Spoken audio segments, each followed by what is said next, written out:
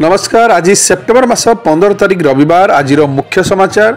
भुवनेश्वर बदलिला मो स्कूल अभियान ना यही ना बदली नुआ ना है पंचसखा शिक्षा सेतु। एससीबी मेडिकल कॉलेज रे आरंभ हेब पीएचडी पाठ्यक्रम घोषणा कले स्वास्थ्य मंत्री। सेप्टेम्बर 17 रे भुवनेश्वर महानगर निगम अंचल समस्त स्कूल कॉलेज गुड़िक संपूर्ण छुट्टी रहिबो। सरकारी कार्यालय गुड़िकर प्रथमार्ध छुट्टी रहिबो। पुरी आज श्रीमंदिर बामन जन्मनीति अपराह्न 5 रु राति 8टा पर्यंत सर्वसाधारण दर्शन बंद। बांगीर पोसी द्वार शुणी घाटी रास्तार खसला पत्थर अतड़ा यातायात बाधाप्राप्त। कामाख्यानगर कार को अटकाई 6 लाख टंका लुटि नेले दुर्बृत्त। सीसीटीवी फुटेज को आधार करी तदंत जारी।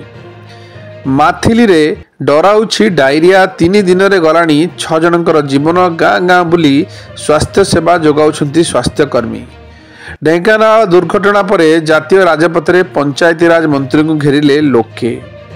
किट विश्वविद्यालय 20तम समावर्तन उत्सव 4 जन को मिलिला सम्मानजनक डॉक्टरेट। बारिपदा अजगर को मारी रास्तार घोषाड़िले खंड खंड करी बांटी नेले। भुवनेश्वर राज्य रे एबे 5357 जन डेंगूरे आक्रांत। भुवनेश्वर रेशन कार्ड अपडेट पई प्रवासी एबे गाँ मुहा। चरम दुर्दिन रे राज्यर सिने शिल्प 10 वर्ष रे बंद हेलानी 40टी सिनेमा हॉल बंचिसी मात्र 52टी। संबलपुर हालीपाली स्कूल ऑटो को धक्का देला ट्रक। 3 जन छात्री और ड्राइवर आहत। केन्दुझरगढ़ राष्ट्रीय लोक अदालत रे 12,321 मामला फैसला। 9.70 कोटी टंका जोरिमाना और क्षतिपूरण आदाय।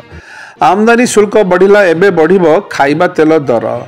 17 रे मिलिबो प्रथम किस्ती टंका। आज 10,000 गाँव रे हेबो सुभद्रा पदयात्रा। गभीर अवपात रे परिणत हैला लघुचाप। उत्तर ओडिशा रे प्रबल वर्षा संभावना। राजधानी बोमा माड़ घटना रे कमिश्नरेट पुलिस को सफलता। 8 गिरफ। भुवनेश्वर अक्रोपोलिस अपार्टमेंट रे बड़ धरणर चोरी लुटि नेले 50 भरी सुना अलंकार। पार्वण आसु आसु उपर मुहा सुना दर 1.5 मासरे बढ़िलानी 5,400 टंका। चाषी मानक पई मोदी सरकारंकर बड़ घोषणा। बासुमती चाउल एवं पियाज रप्तानी उपरु हटिला कटकणा।